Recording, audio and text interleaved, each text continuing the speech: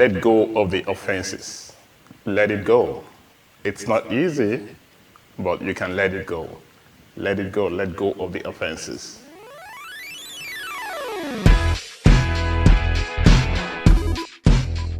Hello everybody, welcome to Advancement Strategies broadcast, where your advancement is important to us, so important to us. And today on this special program, we're going to be talking on the topic that says, let go the offenses. Let go the offenses. I am Iyke Nwambie, your cheerleader of success, advancement, and leadership. Our reactions to an offense is what determines the effect of that offense in us, not the offense in itself. Not the offense in itself. Offenses come in different forms. A betrayal from a trusted friend, an unjust dismissal from a boss, a heartbreak from a lover, a snide remark from a family member, a gossip from a loyal ally, a bitter divorce experience, a disappointing behavior from a child. They are as many as you have people on the face of the earth. I know you are embittered by the betrayal of your friend, but let go of that offense and let God in. When he comes in with a new opportunity. One wise man said that a bitter person is like a man who, after drinking a bowl of poison, and he now begins to expect his enemies to die. But his enemies didn't take the poison. It was him who consumed the bowl of a poison containing a bitterness. In other words, bitterness affects the person, the bitter person. Offenses affect the offended person. Because the person who offended you has probably forgotten that he or she ever did, moved on with his or her life. And you are there every day bemoaning on that. Let it go. Let it go. It is not easy, but you have to work on yourself to let it go, because you don't want to be consuming that bowl of poison and expecting that it is affecting your enemy. A bitter person, an offended person, a disappointed person is also like that one who, after holding down his enemy on the ground for several days, he checks his to-do list and realized that everything else that he was supposed to do in the last several days had been left undone. Why? He was in one spot, holding down his enemy, pinning down his enemy.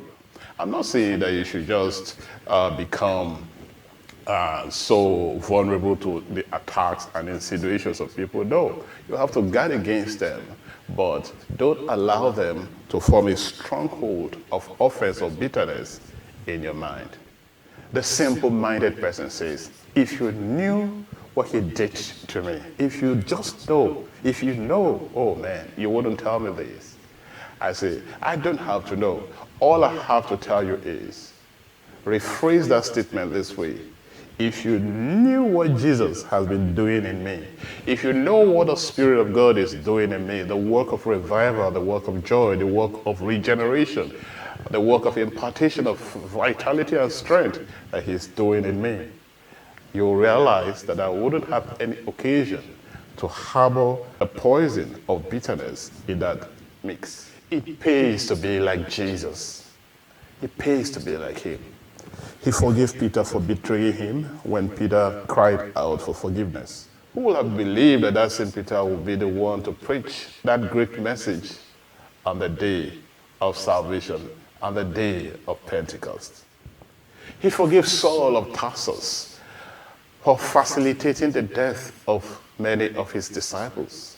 He even would have forgiven Judas Iscariot if Judas Iscariot had asked for mercy. Write out the pain of that offense like a story in a storybook. Write it out on a paper. Jot it down like points. Release all of your pain into that paper. Then tear that paper into shreds. Crush those shreds of papers. Throw them away from you. watch those pains seep out from your mind. You handed them over to Jesus so that Jesus can have the free leeway in your heart. What is that pain that is holding you down? What is that thing that you are crying about? What is that area of disappointment that is so hard for you to forgive? You can cast every one of them unto the Lord. He said, cast your cares upon me, for I care for you. It is my prayer today that the fresh love of God will do an invigorating work of restoration in you, energizing you, empowering you, and causing you to live big, ride big, and advance to the greater heights of life. Until I come to you again in another episode of the Advancement Strategies broadcast, I ask you to subscribe to this channel. Let me hear from you. Tell me what you think. Tell me what it is that you really want me to talk about in the next video. Until I come your way again, this is Iyke Nwambie saying to you, keep advancing and God bless.